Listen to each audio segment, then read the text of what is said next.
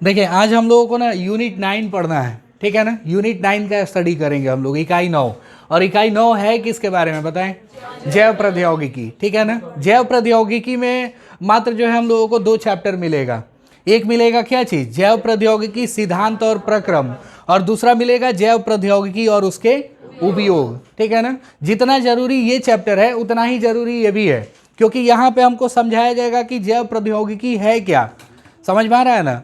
इसका उपयोग हम लोग जो है कैसे कर सकते हैं वो अगले चैप्टर में बताया जाएगा।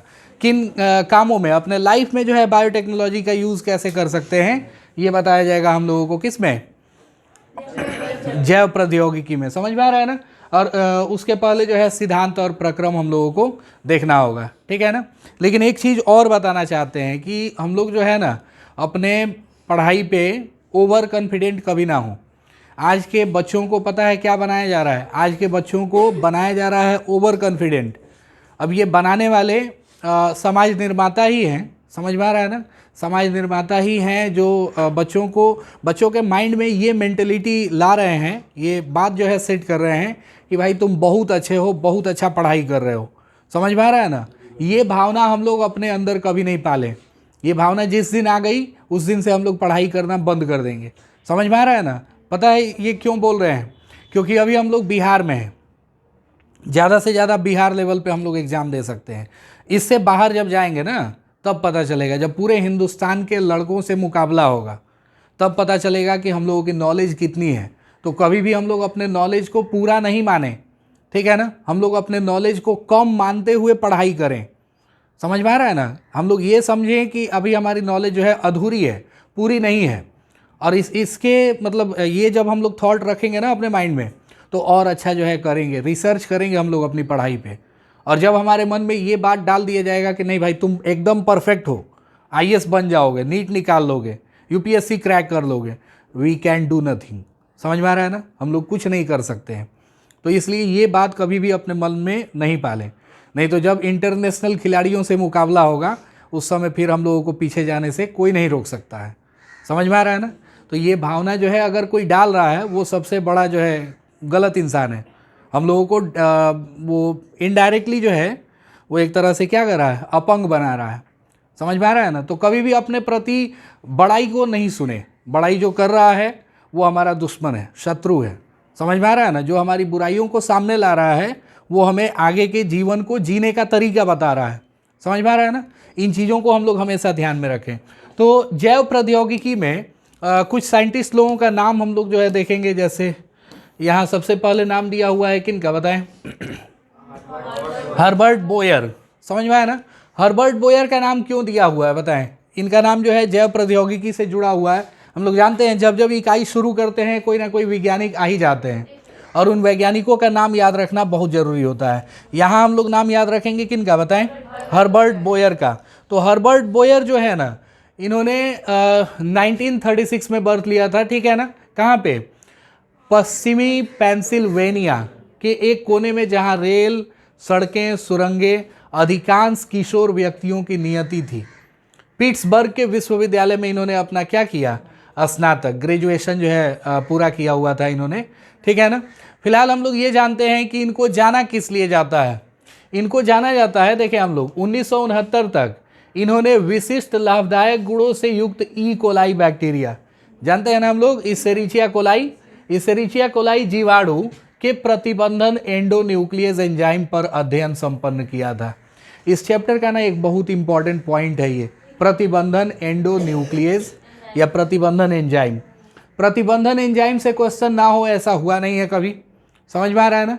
या इको R1 हो गया, हिंद 2 हो गया, समझ में आया ना, बाम H1 हो गया, साल 1 हो गया। तो ऐसे ऐसे करके जितने भी रेस्ट्रिक्शन एंजाइम हैं उनके नंबर से उनको कितने बैक्टीरिया से निकाला गया है, ये सब तरह का क्वेश्चन रहता है। तो इनका नाम हम लोग क्यों याद रखें बताएं? इन्होंने प्रतिबंधन एंजाइमों का अध्ययन किया था, इसलिए हम लोग इनका नाम याद रखें, ठीक है ना। एक और देखें, हम लोगों को बताया जा रहा है ना कि एक वैज्ञानिक थे स्टैनले कोहेन। समझ में आ रहा है ना।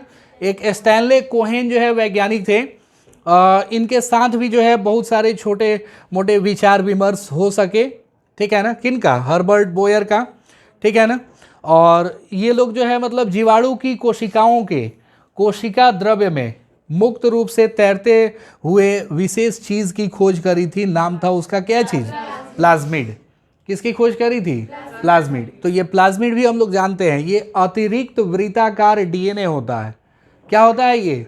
अतिरिक्त वृत्ताकार डीएनए। क्या ये जीनोमिक डीएनए होता है? नहीं, ये जीनोमिक डीएनए नहीं होता है। जीनोमिक डीएनए किसको कहते हैं?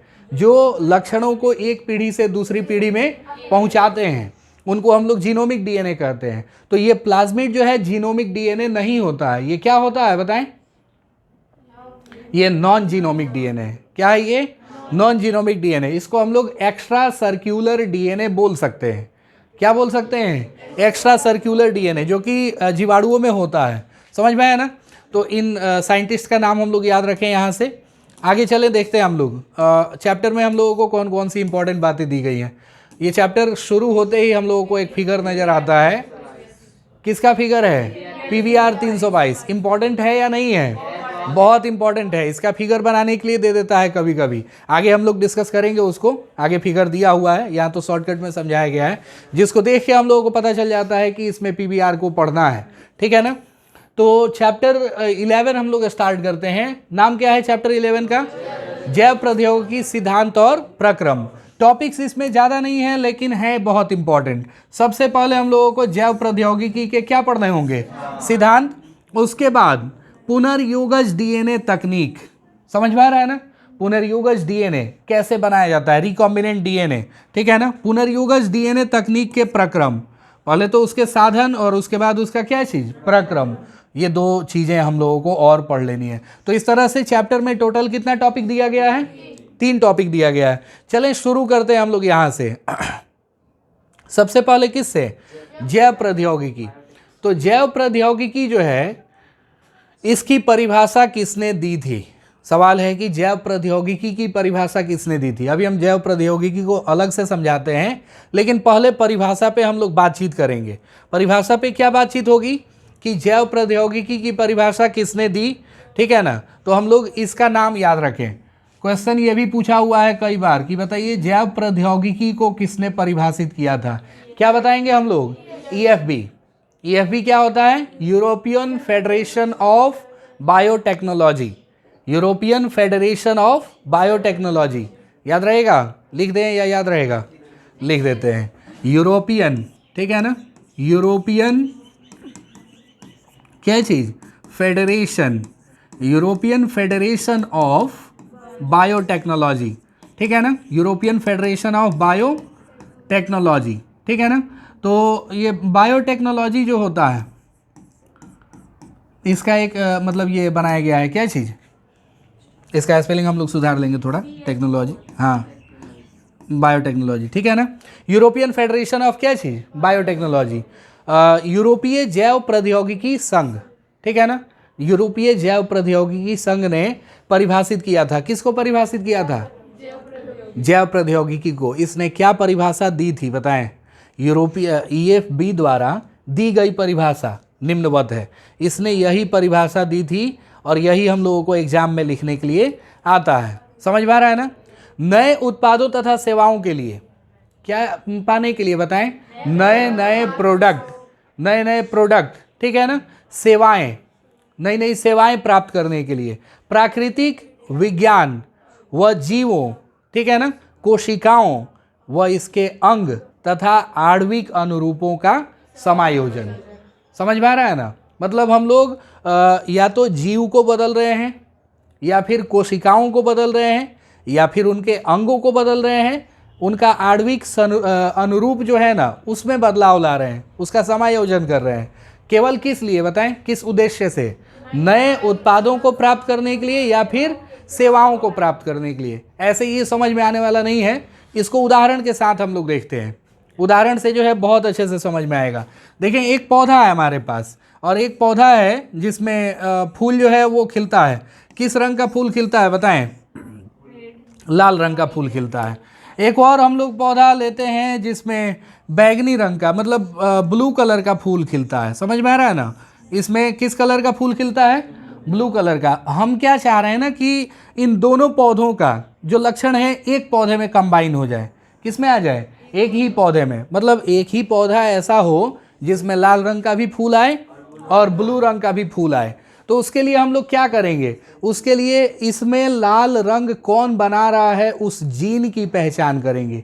किसकी पहचान करेंगे, जीन की पहचान करेंगे। इसमें ब्लू रंग कौन बना रहा है उस जीन की पहचान करेंगे। समझ में आ रहा है ना। और दोनों जीन को निकाल के इसको जोड़ा जाएगा और जोड़ने के बाद जो है किसी एक पौधे के कोशिका में हम लोग उसको डाल देंगे। इस दोनों जीन को जोड़ने के बाद पौधे की किसी एक कोशिका में उसको स्थानांतरित कर देंगे। स्थानांतरित करने के बाद अब जो नया पौधा बनेगा ना, नया पौधा बनेगा तो इस नए पौधे में कौन कौन सा लक्षण आएगा बताएं। इस नए पौधे में जो है दोनों लक्षण आएगा। इसमें जो फूल बनेगा वो लाल रंग का भी फूल बनेगा और कैसा फूल बनेगा, ब्लू रंग का भी फूल बनेगा। तो ये क्या हो गया बताएं, ये उत्पाद प्राप्त कर रहे हैं हम लोग, उत्पाद, प्रोडक्ट मिल रहा है हम लोगों को, प्रोडक्ट मिल रहा है। फ्लावर्स जो है एक ही पौधे से दोनों रंग का मिल जा रहा है, एक ही पौधे से हम लोगों को दोनों कलर का फ्लावर मिल जा रहा है। तो इसको किसकी श्रेणी में रखेंगे हम लोग, उत्पाद या सेवाएं, उत्पाद की श्रेणी में रखेंगे हम लोग, ठीक है ना। हम लोग प्रोडक्ट तैयार कर ले रहे हैं, दो दो कलर का फ्लावर एक ही प्लांट से तैयार कर ले रहे हैं। तो नए नए उत्पादों तथा सेवाओं के लिए, ठीक है ना, सेवाओं के लिए जैसे हम लोग क्या करते हैं, ई कोलाई से बना लेते हैं इंसुलिन, बना लेते हैं ना, ई कोलाई से हम लोग इंसुलिन बना लेते हैं। तो ई कोलाई से इंसुलिन बनाया जा रहा है, मतलब ये भी उत्पाद है। तो उत्पाद बनाने के लिए या फिर सेवाओं के लिए प्राकृतिक विज्ञान व जीवों, कोशिकाओं और इसके अंगों तथा आणविक अनुरूपों का क्या चीज, समायोजन ही क्या कहलाता है, जैव प्रौद्योगिकी कहलाता है। ये परिभाषा किसने दी थी, EFB। EFB का full form European federation of biotechnology. समझ में आ रहा है ना, यूरोपियन फेडरेशन ऑफ क्या चीज, बायोटेक्नोलॉजी। तो ये बातें हम लोग समझ गए। इसके बाद देखें हम लोग, इसके बाद देख लेते हैं और देखें हम लोग जैव प्रौद्योगिकी के क्या दिए गए हैं, सिद्धांत दिए गए हैं, जैव प्रौद्योगिकी के सिद्धांत। लेकिन इसको समझने से पहले जरा इस वर्ड पे हम लोग गौर करें। ये वर्ड क्या दिया हुआ है बताएं, जैव प्रौद्योगिकी। इसको हम लोग क्या कहते हैं, इंग्लिश में क्या कहते हैं, बायोटेक्नोलॉजी, ठीक है ना, बायोटेक्नोलॉजी। तो बायोटेक्नोलॉजी का मीनिंग क्या होता है, टेक्नोलॉजी तो हम लोग समझते हैं तकनीक, और बायो मीन्स क्या चीज़, जीव विज्ञान। जीव विज्ञान में हम लोग किसका उपयोग कर रहे हैं बताएं, तकनीक का, टेक्नोलॉजी का। यानी जीव विज्ञान को और टेक्नोलॉजी को दोनों को मिला देते हैं, बनता है क्या चीज़, बायोटेक्नोलॉजी। अभी जो हम लोगों ने पढ़ा कि एक पौधे का जीन निकाल के दूसरे पौधे के जीन में जोड़ना, ये क्या है, टेक्नोलॉजी ही तो है। लेकिन हम लोग कैसी चीज़ों को जोड़ रहे हैं, बायोलॉजिकल चीज़ों को जोड़ रहे हैं। तो बायोलॉजिकल चीज़ों में टेक्नोलॉजी लाना क्या कहलाता है, बायोटेक्नोलॉजी। इसके सिद्धांत कितने हैं बताएं, दो सिद्धांत हैं। पहला कौन है, और दूसरा जैव रासायनिक इंजीनियरिंग, जैव प्रक्रम रासायनिक इंजीनियरिंग प्रक्रमों में रोगाणु रहित, ठीक है ना, रोगाणु रहित क्या चीज, वातावरण बनाकर वांछित सूक्ष्म जीवों, सुकेंद्रकी कोशिकाओं में वृद्धि करके जो है जैव उत्पादों को प्राप्त करना, ठीक है ना। इसको हम लोग डिटेल में समझते हैं। इसको जो है केमिकल इंजीनियरिंग कहा जाता है। क्या कहा जाता है इसको, केमिकल इंजीनियरिंग। यहाँ लिख देते हैं हम लोग केमिकल क्या चीज, इंजीनियरिंग, ठीक है। और इसको क्या कहेंगे, इसको कहेंगे हम लोग जेनेटिक इंजीनियरिंग। समझ में आ रहा है ना, जेनेटिक क्या चीज़, इंजीनियरिंग, ठीक है। तो एक होता है जेनेटिक इंजीनियरिंग और एक होता है क्या चीज़, केमिकल इंजीनियरिंग। ये दो जो है ना मूल सिद्धांत हैं किसके, बायोटेक्नोलॉजी के। सवाल है कि ये आनुवांशिक इंजीनियरिंग में हम लोग क्या करते हैं और रासायनिक इंजीनियरिंग में क्या करते हैं, ठीक है ना। रासायनिक इंजीनियरिंग में, या इसको बायो प्रोसेस इंजीनियरिंग भी कहा जाता है। क्या कहते हैं, बायो प्रोसेस, जैव प्रक्रम, ठीक है ना, बायो प्रोसेस इंजीनियरिंग। तो पहले हम लोग आनुवांशिक इंजीनियरिंग को समझते हैं। देखिए हम लोगों को चैप्टर 5 में ये वर्ड समझाया गया था, फिनोटाइप, याद है ना, लक्षण प्रारूप। तो देखें हम लोग इस तकनीक द्वारा आनुवांशिक पदार्थों के रसायन में कर, ठीक है ना, DNA या RNA में ठीक है ना, बदलाव कर इसे परपोषी जीवों में प्रवेश कराकर इसके समलक्षणी में परिवर्तन करते हैं। ठीक है ना, थोड़ी सी परिभाषा जो है यहाँ पे छुटी हुई है। क्या मेंशन करेंगे हम लोग? इस तकनीक द्वारा आनुवांशिक पदार्थों के रसायन में बदलाव कर, यहाँ पे क्या छूटा हुआ है? बदलाव। इसको हम लोग जो है सुधार लेंगे यहाँ। ठीक है ना, यहाँ पे एक वर्ड जो है लगाएंगे, क्या चीज़? बदलाव। ठीक है ना, तब जाके जो है ये परिभाषा पूरी होगी। इस तकनीक द्वारा आनुवांशिक पदार्थों के रसायन में बदलाव कर इसे परपोषी जीवों के शरीर में, परपोषी जीवों में प्रवेश कराया जाता है, और प्रवेश करा के हम लोग उसका क्या बदल लेते हैं? समलक्षणी, अर्थात फिनोटाइप बदल लेते हैं, फिनोटाइप में परिवर्तन कर लेते हैं। अभी जस्ट हम लोगों ने एग्जाम्पल देखा था इसका। क्या एग्जाम्पल देखे थे बताएं? अभी हम लोग देखे थे कि एक पौधा था जिसमें किस रंग का फूल आ रहा था? लाल रंग का। ठीक है ना, अगर हम लोगों को फिर से समझना हो, वीडियो को प्रीवियस करेंगे, 2-4-10 सेकेंड जो भी है पीछे करके हम लोग दोबारा वापस से देख लेंगे वो तकनीक। तो उसमें हम लोगों को बताया गया कि एक ही पौधा है और उसमें कैसा फूल आ रहा है बताएं? लाल रंग का। हमने क्या किया ना कि एक ब्लू रंग के फूल वाले पौधे से एक जीन निकाला। ब्लू रंग के पौधे से, ब्लू रंग के फूल उत्पन्न करने वाले पौधे से कौन सा जीन निकाला था बताएं? ब्लू रंग लाने वाला जो जीन है उसको निकाला, और उस जीन को निकाल के किस में डाला? लाल रंग के फूल उत्पन्न करने वाले पौधे में। समझ में आया ना? अब उस पौधे में कौन सी क्षमता आ गई बताएं? क्षमता आ गई उसमें दोनों। किसकी किसकी क्षमता आ गई? हाँ, ब्लू रंग लाने की भी क्षमता आ गई और लाल रंग लाने की भी क्षमता आ गई, यानी दोनों रंगों का पुष्प जो है वो उससे उत्पन्न होने लगा। तो इसी को हम लोग कहते हैं क्या चीज़? Genetic engineering. हमने इंजीनियरिंग किया, किस पे इंजीनियरिंग किया? जीन पे, जीन पे इंजीनियरिंग किया, इसलिए इसको क्या कहते हैं? जेनेटिक इंजीनियरिंग कहते हैं, आनुवांशिक इंजीनियरिंग कहते हैं। परिभाषा याद हो गई कि नहीं बताएं हम लोग? फिर से एक बार बताएं। नहीं, जेनेटिक इंजीनियरिंग द्वारा आनुवांशिक पदार्थों के रसायन में बदलाव कर, ठीक है ना, इसे परपोषी जीवों में प्रवेश कराकर इसके लक्षण प्रारूप के अनुपात, लक्षण प्रारूप में परिवर्तन लाया जाता है। समझ में आया ना? या समलक्षणी में परिवर्तन लाया जाता है। समझ में आ रहा है ना? इस इंजीनियरिंग को हम लोग कौन सा इंजीनियरिंग कहते हैं? Genetic engineering. अब समझना रह गया है क्या चीज़? बायो प्रोसेस इंजीनियरिंग या केमिकल इंजीनियरिंग। नाम क्या है इसका? Chemical engineering. नाम से ही स्पष्ट हो रहा है कि हम लोग यहाँ पे कोई ना कोई रसायन बनवाने जा रहे हैं। कौन सा रसायन बनवाने जा रहे हैं वो हम लोग देखेंगे। देखिए जरा, बताया जा रहा है ना कि जैव प्रक्रम या रासायनिक इंजीनियरिंग, इसमें सबसे पहले तो रोगाणु रहित माहौल बनाया जाता है। कैसा माहौल बनाया जाता है? रोगाणु रहित। और रोगाणु रहित माहौल बनाकर केवल वांछित सूक्ष्म जीवों या सुकेंद्रकी कोशिकाओं में क्या करवा के? वृद्धि करवाकर अधिक मात्रा में जैव प्रौद्योगिकी उत्पादों को प्राप्त किया जाता है। अधिक मात्रा में जैव प्रौद्योगिकी उत्पादों को प्राप्त किया जाता है। जैव प्रौद्योगिकी उत्पाद कौन कौन हो सकते हैं? प्रतिजैविक, एंटीबायोटिक, ठीक है ना, और कौन हो सकते हैं? टीके, एंजाइम हो सकते हैं। समझ में आ रहा है ना? इतनी सारी चीज़ें जो है होती हैं। तो ये जो हम लोग देख रहे थे ये जेनेटिक इंजीनियरिंग था, और ये क्या है? बायो प्रोसेस इंजीनियरिंग या केमिकल इंजीनियरिंग। समझ में आ गया ना? तो बताएं जरा, रासायनिक इंजीनियरिंग की परिभाषा बताएं, क्या कहेंगे हम लोग रासायनिक इंजीनियरिंग को? इस इंजीनियरिंग में रोगाणु रहित वातावरण बनाकर केवल सूक्ष्म जीवों, ठीक है ना, या सुकेंद्रकी कोशिकाओं में वृद्धि कराकर अधिक मात्रा में जैव प्रौद्योगिकी उत्पादों को प्राप्त किया जाता है, जैसे कि एंटीबायोटिक, जैसे कि वैक्सीन, जैसे कि एंजाइम। समझ में आ रहा है ना? इन सब को, जैसे हम लोग कल ही पढ़े थे अभी स्ट्रेप्टोकाइनेज के बारे में पढ़े थे ना। स्ट्रेप्टोकाइनेज हो गया, स्टैटिन हो गया, ब्यूटायरिक अम्ल हो गया, एसिटिक अम्ल हो गया, लैक्टिक अम्ल हो गया। इन सब अम्लों को या इन सब एंजाइमों को औद्योगिक स्तर पर तैयार करना है। औद्योगिक स्तर का मतलब क्या हो गया? बड़े पैमाने पर, बड़े पैमाने पर हम लोगों को तैयार करना है। तो बताएं किसका उपयोग करेंगे? रासायनिक इंजीनियरिंग का। किसका उपयोग करेंगे?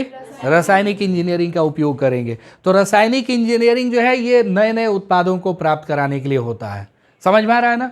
इसमें हमने पढ़ा है कि मकड़ी में किसका जीन डाल दें, नहीं नहीं बकरी में, सॉरी उल्टा हो गया। बकरी में हम लोग किसका जीन डाल दें, मकड़ी का। मकड़ी जो रेसे बुनती है उसमें जो है ज़्यादा मात्रा में क्या होता है, प्रोटीन होता है, ठीक है। और बकरी जो दूध देती है, ठीक है ना, उसके मतलब दूध में प्रोटीन की मात्रा जो है बढ़ जाएगी, समझ में आ रहा है ना। तो थोड़ा रेसेदार जो है प्रोटीन दूध मिल सकता है किससे, बकरी से, समझ में आया ना। तो वैसे ही बकरी को हम लोग क्या कहते हैं, स्पाइडर गोट कहते हैं। क्या कहते हैं, स्पाइडर गोट, समझ में आ रहा है ना। तो स्पाइडर गोट ये जो तैयार किया गया है, कौन सा इंजीनियरिंग हुआ है बताएं, जेनेटिक इंजीनियरिंग हुआ है। हमने बकरी में किसका जीन जोड़ा, मकड़ी का जीन जोड़ा, समझ में आ रहा है ना। एक और जो है एग्जाम्पल हम लोग ले लें किसी का, बताएं और कोई एग्जाम्पल जो हम लोग पढ़े हैं उसके हिसाब से। पोमैटो, सही है। पोमैटो जो है इसमें पोटैटो और किसका, टोमेटो का, दोनों का जीन है, ठीक है ना। और किसका, खच्चड़ हो गया, ठीक है। गोल्डन राइस, गोल्डन राइस, रोजी गाय, ट्रांसजेनिक चूहे, ट्रांसजेनिक चूहे होते हैं ना, सबसे ज़्यादा प्रयोग जो है किया जाता है किनका, ट्रांसजेनिक चूहों का। तो जिनका वे सभी जीव जिनका जीन बदला गया है, जिनका जीन असली वाला नहीं है, वो सब क्या हैं, अब वो सब जेनेटिक इंजीनियरिंग के द्वारा तैयार किए गए जीव हैं। हमने ये सेरिचिया कोलाई ही देखा है, उसका जीन हम लोग बदल देते हैं, उसमें मानव का जीन डाल दिया जाता है, मानव का इंसुलिन बनाने वाला जीन डाल दिया जाता है, और वो बन जाता है क्या चीज़, इंसुलिन का उत्पादक, इंसुलिन बनाने लगता है। समझ में आया ना। इंसुलिन कहाँ बनता है हमारे शरीर में, अग्नाशय, पैंक्रियाज, समझ में आ रहा है ना, पैंक्रियाज में बनता है। इसके बाद एक और एग्जाम्पल हम लोग देखें, ये किसका, सुपर पोटैटो हो गया, सुपर आलू, सुपर आलू का जानते हैं ना हम लोग, सुपर आलू। और बीटी कॉटन सबसे कॉमन एग्जाम्पल हम लोग लें, बीटी कॉटन। बीटी कॉटन में जो है क्या किया गया है, बीटी कॉटन में बैसिलस थुरिंजिएंसिस का क्राई जीन लेके डाल दिया गया है। कौन सा जीन लेके डाला गया है, क्राई जीन लेके डाल दिया गया है। और वो क्राई जीन जो है किसको मारने में सहायक होता है, बॉलवर्म को मारने में सहायक होता है। समझ में आ रहा है ना। तो बॉलवर्म को मारने में सहायक होता है। इस तरह से हम लोग जेनेटिक इंजीनियरिंग करवाते हैं, समझ में आ रहा है ना, या केमिकल इंजीनियरिंग कराते हैं। ये दोनों चीज़ें समझ में आई कि नहीं, इन दोनों पे काम करना बहुत ज़रूरी है। इन दोनों का डिफिनीशन हम लोग घर पे लिख लेंगे, ठीक है ना। इसके बाद देखें हम लोग आगे, हम लोगों को बताया गया है ना कि आनुवांशिक इंजीनियरिंग के सिद्धांतों के संकल्पनात्मक विकास के बारे में अध्ययन करेंगे। चलें अध्ययन करते हैं हम लोग, ठीक है ना। कौन कौन सी चीज़ें हैं ये हम लोग देखते हैं एक बार। यहाँ पे सबसे इम्पॉर्टेंट जो है क्या, ये एक चीज़ बहुत इम्पॉर्टेंट है, ठीक है ना। इसको तो हम लोग जो है सराखों पे रखेंगे, किसको, पुनर्योगज डीएनए, ठीक है ना। और इसको इंग्लिश में हम लोग क्या कहेंगे, रिकॉम्बिनेंट डीएनए, ठीक है ना। रिकॉम्बिनेंट डीएनए टेक्नोलॉजी, क्या कहा जाएगा, रिकॉम्बिनेंट डीएनए टेक्नोलॉजी, पुनर्योगज डीएनए तकनीक, ठीक है ना। पुनर्योगज डीएनए तकनीक में जो है हम लोग आनुवांशिक इंजीनियरिंग का उपयोग कर लेते हैं, ठीक है ना। सवाल है कि पुनर्योगज डीएनए किसे कहते हैं हम लोग, पुनर्योगज डीएनए किसे कहते हैं।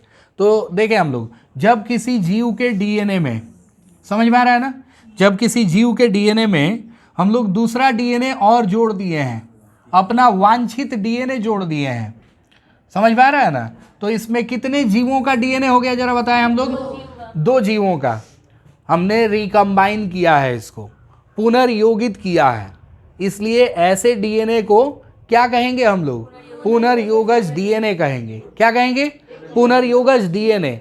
और ये डीएनए बनाने की जो तकनीक होती है, उस तकनीक को हम लोग क्या कहते हैं, पुनर्योगज डीएनए तकनीक। क्या कहते हैं, पुनर्योगज डीएनए तकनीक। समझ में आया ना। परिभाषित कैसे करेंगे, सवाल ये है। परिभाषा जो है सब लोग सुन के लिखेंगे इसकी। हम लोग वांछित सेवाएं या वांछित उत्पाद प्राप्त करने के लिए जब किसी जीव के डीएनए में, ठीक है ना, अपने वांछित डीएनए को जोड़ देते हैं, तब उससे प्राप्त डीएनए को क्या कहा जाता है, पुनर्योगज डीएनए कहा जाता है। समझ में आ रहा है ना। और यह डीएनए बनाने की जो तकनीक होती है, उस तकनीक को हम लोग क्या कहते हैं, पुनर्योगज डीएनए तकनीक कहते हैं। क्या कहते हैं? पुनर्योगज डीएनए तकनीक कहते हैं। समझ में आ रहा है ना? तो ये पुनर्योगज डीएनए तकनीक समझ में आ गया होगा सभी को। एक और इंपॉर्टेंट चीज है इसमें, प्रतिकृति की उत्पत्ति। किसकी उत्पत्ति? प्रतिकृति की उत्पत्ति। ठीक है ना? इसमें पॉइंट्स बहुत सारे छुपे हैं इंपॉर्टेंट। प्रतिकृति की उत्पत्ति, इसको शॉर्टकट में क्या कहते हैं? कौन बताएंगे? रेप्लिकेशन तो कहते हैं। नहीं नहीं नहीं, इसको कहते हैं हम लोग ऑक्सीजन। ये ऑक्सीजन कहाँ से घुसा रहा है लो इधर? ORI। क्या कहते हैं? ORI कहते हैं। और ये ORI से क्वेश्चन ना आए ऐसा भी नहीं हो सकता है। प्लाज्मिड में हमने देखा है ना ORI होते हैं। ORI का मतलब क्या हो गया? Origin of replication. क्या होता है? Origin of replication. ठीक है ना? प्रतिकृति की उत्पत्ति हम लोग इसी को कहते हैं, ORI। समझ में आ रहा है ना? ORI क्या है एक बार डिटेल में देखते हैं फिर से।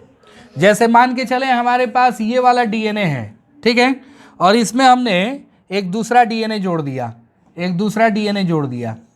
हमें पता करना होगा कि इस डीएनए में ORI है या नहीं है।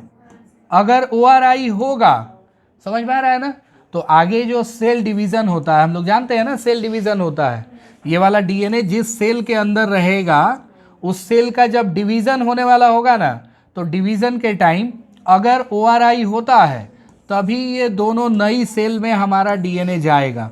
हमारा जो वांछित डीएनए है और हमारा जो पुराना वाला डीएनए है, ये दोनों डीएनए जो है कब जाएंगे इसके अंदर बताएं?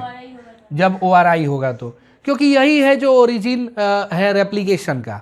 रेप्लिकेशन शुरू करवाता है, ठीक है ना? क्या शुरू करवाता है? रेप्लिकेशन। चैप्टर बहुत इंपॉर्टेंट है, हम लोग जानते हैं, ठीक है ना? तो ORI जो है वो क्या शुरू करवाता है बताएं? रेप्लिकेशन। रेप्लिकेशन मतलब डीएनए का कॉपी बनना। डीएनए जो है उसका कॉपी बनता है। तो किसके बगैर डीएनए का कॉपी नहीं बन सकता है? ORI के बगैर। तो इसलिए पुनर्योगज डीएनए बनाने की तकनीक में सबसे बड़ा काम जो होता है ना, वो होता है किसका? ORI का। नहीं तो पता चला हमने जीन जोड़ दिया, उसका रेप्लिकेशन हो ही नहीं रहा है, अगली पीढ़ी में वो नहीं जा रहा है, उसी पीढ़ी तक सीमित रह गया। समझ में आ रहा है ना? तो फिर जो है डीएनए डालने से कोई फायदा नहीं होगा, उससे हमारा वांछित उत्पाद जो है प्राप्त नहीं हो पाएगा। समझ में आ रहा है ना? तो इसी को हम लोग कह देते हैं, ये प्रतिकृति का मूल भी कहते हैं इसको। ओरिजिन ऑफ क्या चीज़? रेप्लिकेशन। ये बहुत आवश्यक है, ओरिजिन ऑफ रेप्लिकेशन बहुत आवश्यक है, ठीक है ना? अगला हम लोग देखते हैं, ये क्वेश्चन जो है हम लोगों के गेस पेपर में था, याद होगा जो लोग गेस पेपर का वीडियो देखे हैं या उसको सॉल्व किए हैं, ठीक है ना? क्वेश्चन ये था कि प्रथम पुनर्योगज डीएनए का निर्माण किससे हुआ था या किस में हुआ था? तो हमने उसमें टिक करवाया था साल्मोनेला टाइफीम्यूरियम। इस चैप्टर में जो है ना एक एक लाइन इंपॉर्टेंट है, और किस लाइन से क्वेश्चन आ जाएगा ये हम लोग एक्सपेक्ट नहीं कर सकते हैं। टोटल लाइन जो है बुक में पड़ा हुआ है, बस उस पर फोकस करने की ज़रूरत है। घर पे जाके हम लोगों को इसको देखने की ज़रूरत है, लिखने की ज़रूरत है। पहला पुनर्योगज डीएनए किससे बनाया गया था बताएं? साल्मोनेला टाइफीम्यूरियम, ठीक है ना? साल्मोनेला टाइफीम्यूरियम से ही प्लाज्मिड निकाला गया था। सबसे पहला प्लाज्मिड भी जो है हम लोग कह सकते हैं। और देखें यहाँ पे लिख दिया है कि प्लाज्मिड क्या होता है, ठीक है ना? सर्क्यूलर क्रोमोसोम, बाह्य एक्सटर्नल डीएनए। समझ में आ रहा है ना? इसको हम लोग एक्स्ट्रा सर्क्यूलर डीएनए के रूप में जानते हैं। एक्स्ट्रा सर्क्यूलर डीएनए मतलब अतिरिक्त वृत्ताकार डीएनए। क्या होता है ये? अतिरिक्त वृत्ताकार डीएनए। जैसे एक जीवाणु की कोशिका अगर हम लोग देखें ना, जीवाणुओं में कोशिका भित्ति होती है कि नहीं होती है? हाँ, जीवाणुओं में कोशिका भित्ति होती है, बिल्कुल होती है। और कोशिका झिल्ली वो भी होती है। और केंद्रक झिल्ली, मार खाएगा लोग, वो भी कहाँ से होती है? सब वो भी होती है। इसका डीएनए ऐसे ही होता है, समझ में आया ना? इसका डीएनए खुला होता है, वो भी होती है नहीं। केंद्रक द्रव्य में ये कहीं भी रह सकता है, समझ में आ रहा है ना? कहीं भी हो सकता है। तो इस पे कोशिका भित्ति होगी, कोशिका झिल्ली होगी, केंद्रक झिल्ली नहीं होती है। समझ में आ रहा है ना? केंद्रक झिल्ली नहीं होती है। तो ध्यान रखें हम लोग, इसके अंदर जीवाणुओं की कोशिका के अंदर कुछ वृत्ताकार डीएनए इस प्रकार से पाए जाते हैं। एक्स्ट्रा क्रोमोसोमल डीएनए या एक्स्ट्रा सर्कुलर डीएनए हम लोग बोल सकते हैं। तो इसी को हम लोग प्लाज्मिड कहते हैं। क्या कहते हैं इसको? प्लाज्मिड। क्या कहेंगे? प्लाज्मिड कहेंगे। समझ में आया ना? क्या ये आनुवांशिक डीएनए होता है? नहीं होता है। ये आनुवांशिक डीएनए नहीं होता है। ये इस पीढ़ी से अगली पीढ़ी में इसके लक्षणों को नहीं ले जाएगा। बस ये एक्स्ट्रा क्रोमोसोमल डीएनए होता है, एक्स्ट्रा सर्कुलर डीएनए होता है, जिसको हम लोग प्लाज्मिड कहते हैं। तो यहाँ तक हमने आज पढ़ा। इसके आगे हम लोग कल स्टडी करेंगे, ठीक है ना।